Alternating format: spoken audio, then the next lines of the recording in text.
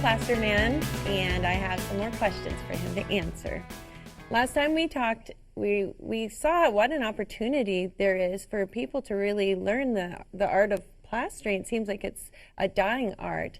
And so who do you think would be a good person or candidate to learn this? Do you think I could do something like this? Yes, I think you could learn it very easily. In fact, I had just a couple words jotted down here. Young, middle-aged, and those who are, shall we say, not so young. Oh. Pretty much anybody. That's Men and women. And a lot of people, we went up to WGN Radio in Chicago not long ago. And we went on a morning show with Bill Mahler. And he says, really? Women can learn this? And I'm like, yes, they can. They're very detail-oriented. And women work smart. And they really can do well at plaster repair. So that's one thing that I want to emphasize. But then, as I mentioned, young, how about somebody in high school? They just don't know exactly what they want to do. Do they want to go to college? Can they afford it? How about plaster repair? Sounds good. That would be excellent for them. Kids who are in college, they don't really know what major they want to be going into. What am I going to do? What am I going to do after college, during college to pay some bills? That is really a good question for people college age to consider. Then you get people who have gotten a pink slip. Some of the best people I've ever taught were people who said, I never want to get a pink slip again. I want to be my own boss. But the other group that should really think about this is people who are looking for a different career.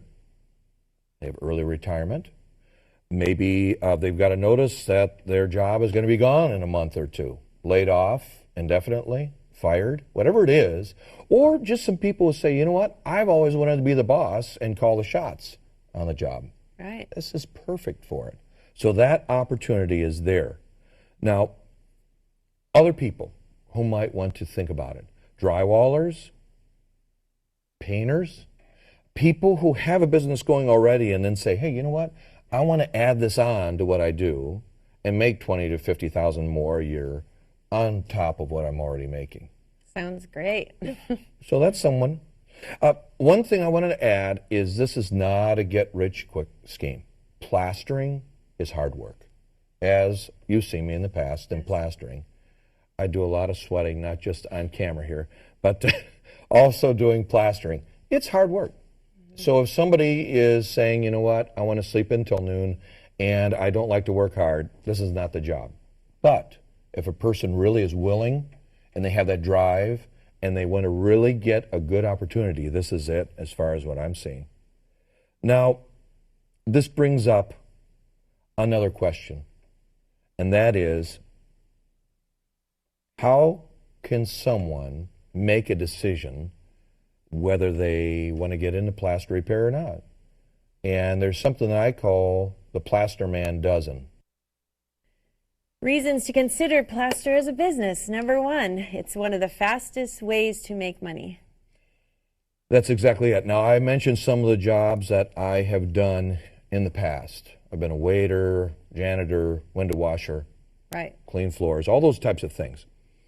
But by far, this is one of the fastest ways to make money. I mean, I'm working literally for lawyers who say, Plaster Man, you're making more money than I am out there. And that's often the case. Okay, very good. Almost every home will need wall or ceiling repairs. There are about 22 million full coat plastered homes in the United States.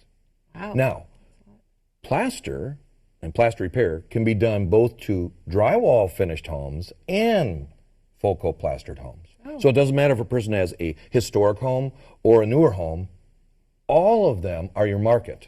So imagine, pretty much every home at some point, there's water damage, storm damage, movement out west where you live. There was a lot of drought where a lot of foundations, the earth around them shrunk, and there was a lot of movement or shifting in the home itself. That causes a lot of stress on the walls and ceilings. A lot of cracks show up. There's business. So that's another good one. Right, and that goes right into the next one. Every job is different, which means a lot of variety. Some people have ADD like me, where I like a lot of variety. I don't like to do the same thing over and over, go to an office job. This is perfect because every repair is different. It's just nice to have that kind of variety, and I just love it. Every day I get up, I know I'm really going to have some variety in that day. Very good. This is something we just talked about, but men and women, young and old, can do this type of work. Exactly. And women especially, as I mentioned, just to repeat it, are excellent at detail. And when I say working smart, yeah, plaster comes in large, big bags, 50-pound, 100-pound bags. Right. But many times I just show ladies how they can break that down, use it in a fine way. And we're not talking huge amounts of material that someone has to be picking up all at once. In fact, a lot of times people will come to me with this. Well, isn't it really hard work, and isn't that bad for women? Right. Hello? Have you been to Walmart lately? Kmart? When the truck comes in, they don't say to all the women, oh, you don't have to help unload it. Or I was just in a Walmart buying some supplies, and what happens? Here's this older lady, she must have been 70 years old, and she's got those 36 ounce, not ounce, but the big cartons of Aquafina. And what happens? She has to pick all those up, and she's, putting them across at the cash register. So people work hard all the time. It's good exercise for them. It's true, but we want to get paid for it handily, right? And get the most money as we can for the effort. So, yeah, plaster's hard work, but so is a lot of other areas of, jobs. Exactly. Okay, you also say that you have a flexible schedule. You can do the work when you want to. Exactly. Some people are morning people, afternoon, evening. It just depends on the person. You call the shots. Again, you're the boss. Often I have to maybe do something at home. I have an errand to run. I'll just tell the person I'm working for as a client, hey, I'll be there at 11 o'clock. I'm calling the shot. I tell them when I can come. Right. And that works out just really well. Okay. Also, you have indoor work year-round, and you pick the area you want to work in. And that's so positive because so many people work on roofs, outside. I don't work on exteriors, stucco and all that. I leave that to other individuals. And I think that's just something that is such a positive. And also, let's say someone likes to move around a lot. That's fine.